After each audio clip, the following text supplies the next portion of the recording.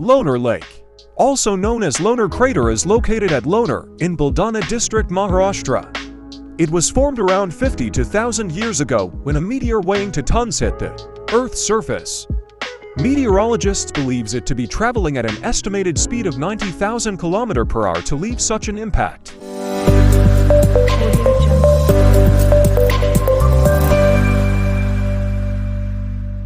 In June 2020, for the first time, Lonar Lake turned mysteriously pink, leaving people baffled. It was for the first time that such an unique event in Lonar Lake was recorded. A number of meteors dropped towards the Earth which ranged from 30,000 to 150,000 each year. This particular one did manage to create the Earth's largest and only hypervelocity impact crater. The Lonar Lake has a great religious significance as well. The temples situated near the lake have stories which will anyone stunned. Also, there is Daitya Sudam temple dedicated to Lord Vishnu, exterminator of the demon Lonasura.